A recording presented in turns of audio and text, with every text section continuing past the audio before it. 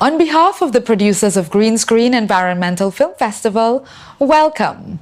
My name is Ardeen Serju, and now in its 13th year, Green Screen is the only environmentally themed festival in the Caribbean using film as a powerful tool for raising consciousness on environmental and sustainability issues.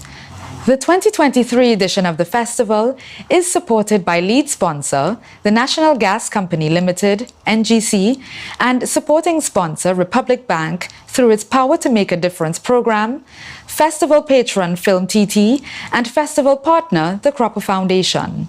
Today, we celebrate World Food Day with a series of short films, all illustrating stories about the importance of food, food security, and food sovereignty. Established in 1945 to commemorate the date of the founding of the United Nations Food and Agriculture Organization, World Food Day is an international day celebrated annually on October 16th. The World Food Day theme for 2023 is Water is Life, Water is Food. Leave no one behind. And here to tell you a little bit more about our take on our World Food Day film series is Carver Backus, founder and director of Green Screen Environmental Film Festival. Hello and welcome to Green Screen's World Food Day film series. Food, the most basic element of civilization. Ancient man moved around from place to place for several reasons, including continued access to fresh water and sources of food. In those days, man had a sometimes complicated relationship with food. For example, the staple food of the ancient Egyptians was bread and beer. The bread was made outdoors, and desert sand was often blown into the dough before baking. Eating this bread with grains of sand in it wore down people's teeth over time, but they still ate the bread. Wealthy Anglo-Saxons liked to eat meat and fish, but the ordinary peasants usually ate bread, cheese, and eggs. At their banquets, the rich used slices of stale bread called trenchers in place of plates. Afterward, these trenchers were given to the poor. In modern times, man's complicated relationship with his food continues for many people globally. While food for many countries has been an opportunity to brand their culture and heritage, think Italian pizza or our beloved doubles. For others, it has been a point of pain. For example, the existence of so-called food deserts has been a persistent problem in developed countries on both sides of the Atlantic. A food desert exists where residents of low-income areas lack access to healthy foods and are therefore more predisposed to health disorders such as obesity. These residents oftentimes do not have the social infrastructure to respond to this unhealthy situation. The existence of food deserts underscores the reality that living in a wealthy or high-income society doesn't automatically mean you have access to good food. In the modern era, demand and supply of healthy food must be more deliberate. And so our selection of films to celebrate World Food Day this year beg us to reflect on the freedom and power inherent in the ability to feed ourselves. All but one of the films in the series come from our very short shorts competition. For example, in Ronaldo Lewis's light-hearted No Food, No Love, the style of a Bollywood love story is co-opted to vividly demonstrate the old Trinidadian belief that it's difficult to love deeply on an empty belly. How interwoven our lives are with water and the importance of clean, healthy water is underscored in Shane Hossain's Soluble. Before It's Too Late by Riyad Rahman illustrates the cold reality that when our global trade systems fail us or disasters strike, it is our ability to feed ourselves that will determine if we are able to survive. The final short film in today's film series, They Thought I Was Mad, connects all the dots for the audience and gives poignant examples of how thoughtfully growing good food locally can heal not only our bodies, but the land as well as our communities. I hope you enjoy the films and reflect on your food choices today, tomorrow, and always. Thank you. Thank you, Carver. So, with that, we hope that you enjoy the films and make sure to check out our website and social media pages for more information on the upcoming festival between November 2nd and 24th, 2023. We will be opening the festival on November 2nd right here on Facebook and YouTube, as well as on TV6. For more information, find us on Facebook, Instagram, and Twitter at Green Screen TT. Enjoy the films and see you at the festival.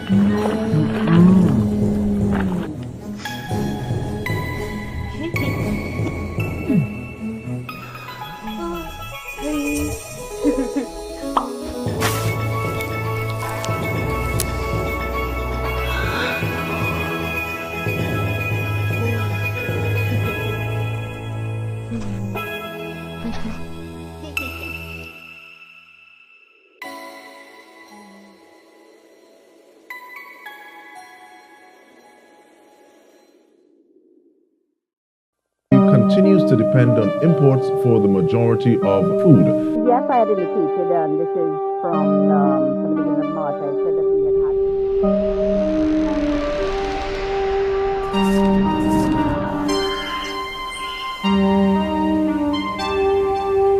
Food and medical shortages have been in short supply, and in some several countries around the world are experiencing a shortage in their food supply.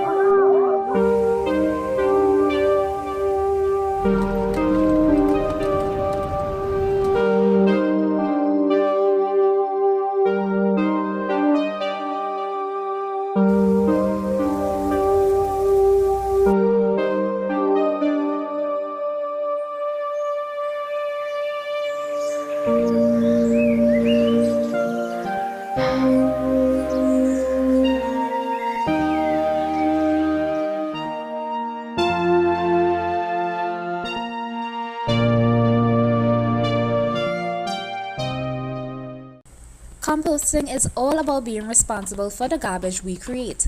Let's show you how we do it. First, we start with a bucket with the bottom removed. Then find a shady space. The key to composting is adding equal amounts of greens and browns.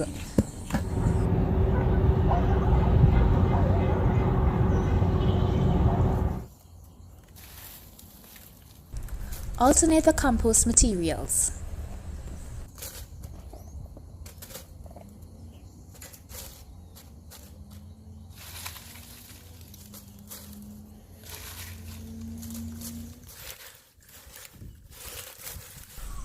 And just like that, we are finished.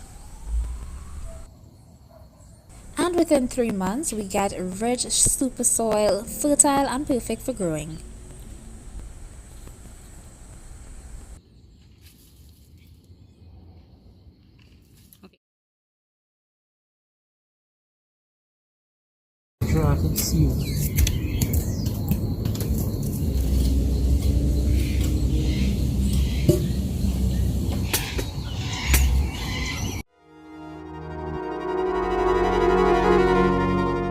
We have an obesity problem. Not my problem, or so they say. Unless it affect me, it don't affect me. And that is some nonsense affects we. Taking the land for granted. Not enough crops planting. But we love we plate full, ungrateful. If time could talk, then time would tell you. The more we wait on others to pull the weight, we put more weight on ourselves. So we have an obesity problem.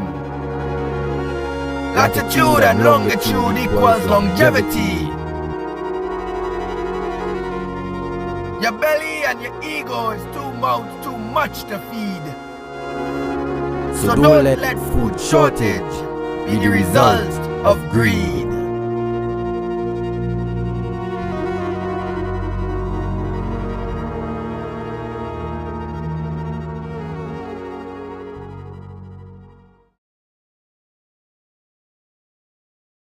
Alas, wow, she's amazing. My desire by all above, even faster than COVID, for her spreads my love. Come fly with me, I want to take you away by the arm. Flowers in hand, there's no way you can resist my charm. Alas, my offer refused, things over before they began. Bested by a fellow suitor, carrying a couple tomatoes and a big bagan.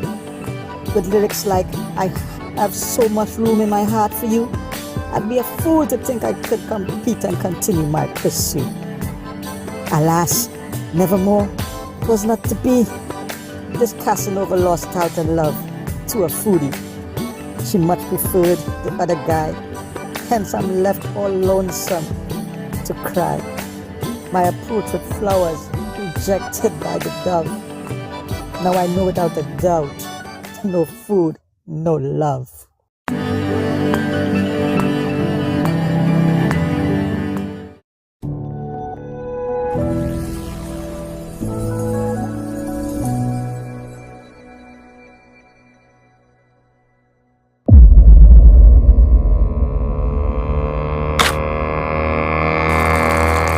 You've never lived until you had to send them 6 inches under.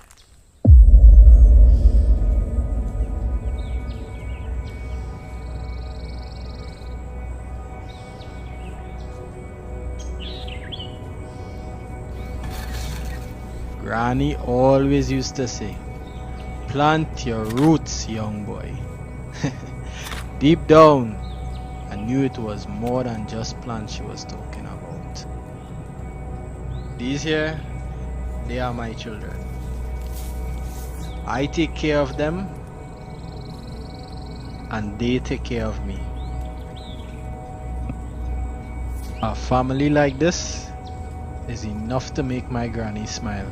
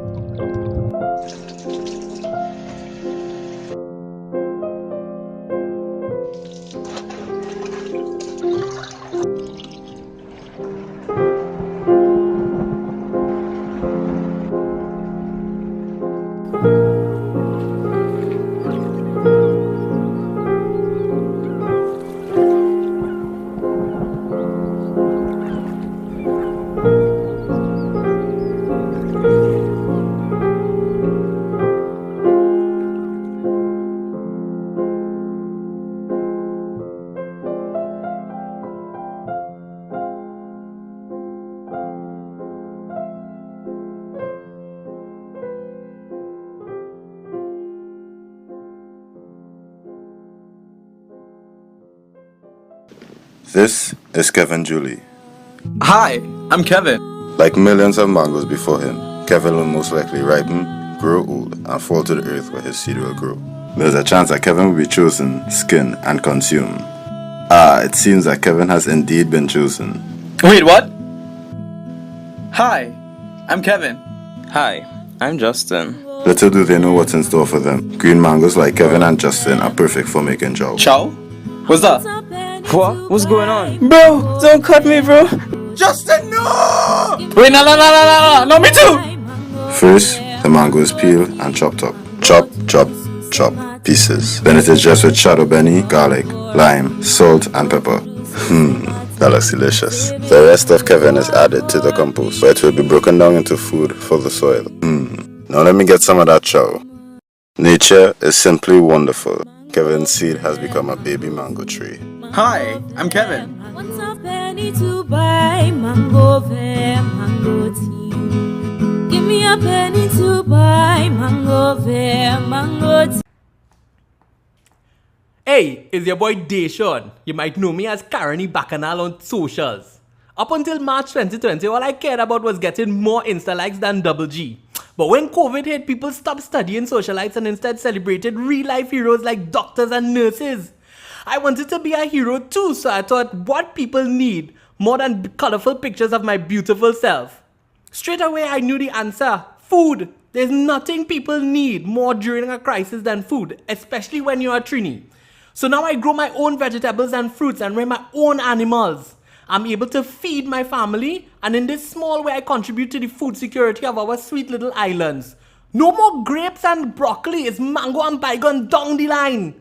Going back to a simpler life is not a step backwards. You don't have to have a big plot. Use your balcony or yard. Be a real life hero like me and grow your own. By the way, being a farmer works like a magnet with the ladies.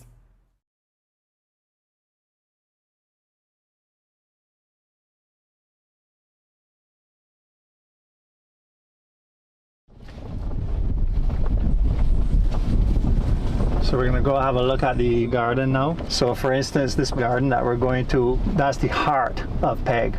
And the heart is the organ of love, empathy, and compassion.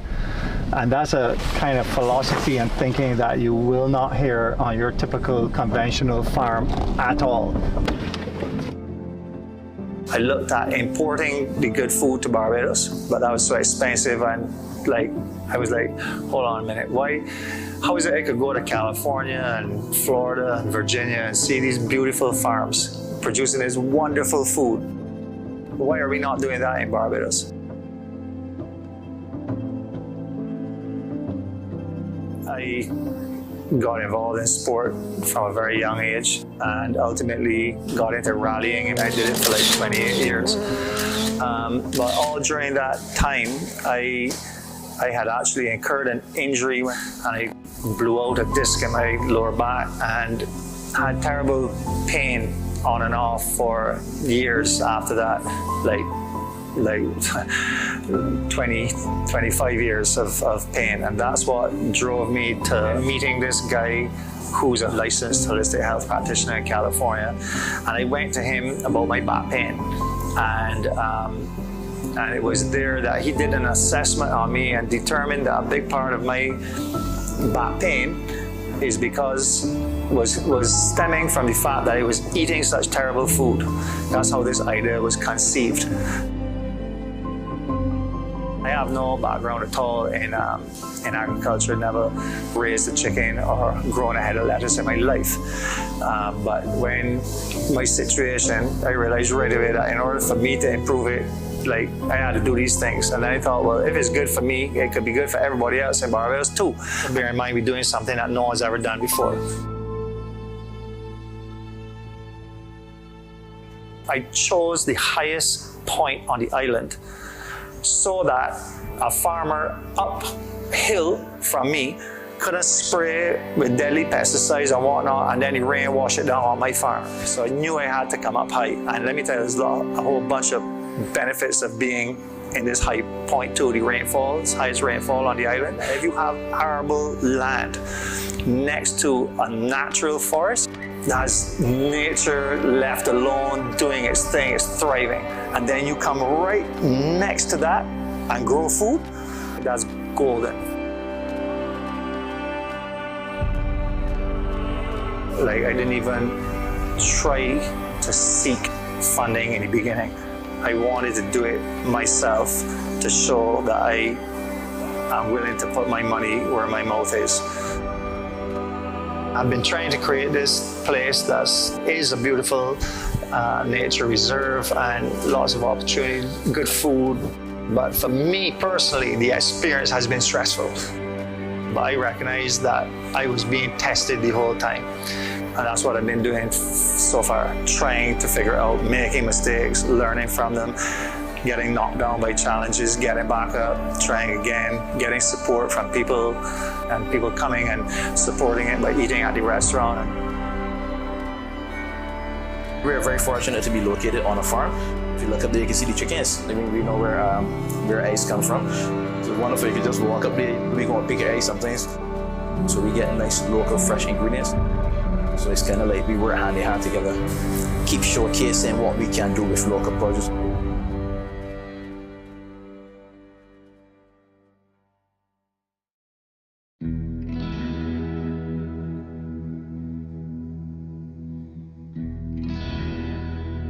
Why are people not growing organic food in Barbados? And why are we importing so much food? When I looked at the agricultural situation, it looked quite bleak. So that, all of that together, you know, my own personal stuff and, you know, just how people in Barbados are living and how it can improve. I would say all of that came together and inspired me to do this. But what I would say is that the most stressful part is behind me. We reached a point where we were able to generate enough business from the farm to pay the bills. I would like other members of the 1% that exist in Barbados, I would like them to see this and then do this as well, so that maybe in 20 years' time, instead of being 100 acres, there's 10,000 acres. We're just scratching the surface. A foundation has been built, but it now needs to rise.